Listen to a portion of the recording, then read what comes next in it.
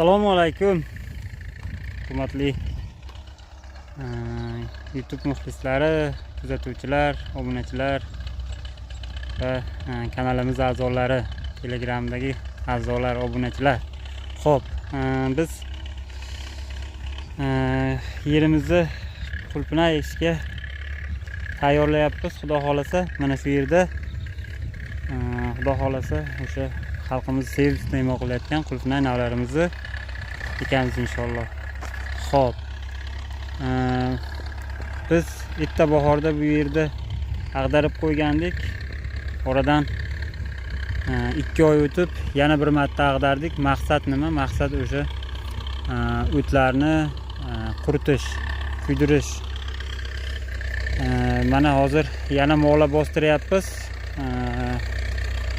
Bu yerda ag'darib qo'yganimizga, o'sha pluglab qo'yganimizga ro'parosa 10 kundan oshdi.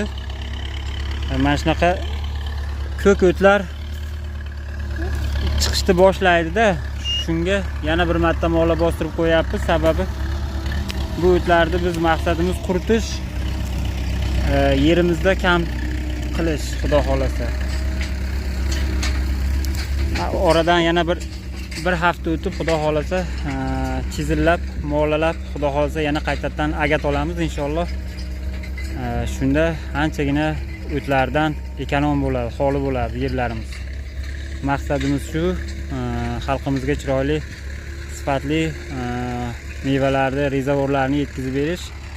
Shuning uchun mana shunaqa qilib yerimizni erta bahorda haydab qo'ydik, ekmadik. Endi xudo xolasa avgust oyiga xudo xolasa qulpnaylarimizni ekamiz. Unga doğru biz mana shu o'tlar bilan kurashib turamiz. Xudo xolasa o'tlarni, ajirg'larni terdirib, xudo xolasa mashitlarda chiroyli qilib mevalarni, rezavorlarni yetkazamiz. Xudo xolasa xalqimizga. Kuzatib turinglar. Xudo xolasa qo'ldan kelgan Alloh qodir qilgancha mana shu ilmlarimizni, olgan tajribalarimizni bo'lishib boramiz. Maqsadimiz xalqimizga ozgina bo'lsa ham foydamiz tegishi. Shu. Hozircha qisqa video shu.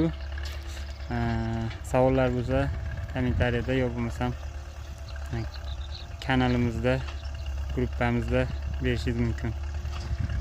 Telegram kanalimiz bor, Rezavorlar ilmi degan. Gruppamiz ham bor, a'zo bo'lib qolasizlar. Xudo xolasa qo'ldan kelgancha o'sha yerda video darsliklar qilib boryapmiz. Shu rezavorchilik bo'yicha qo'ldan kelgancha ilmini o'sha yoritib berishga maqsadimiz shu. Bilmaganlarga o'rgatish, oz bo'lsa ham tajribamizni ulashish. Kuzatib boringlar, sog' bo'lasizlar, salomat bo'lasizlar.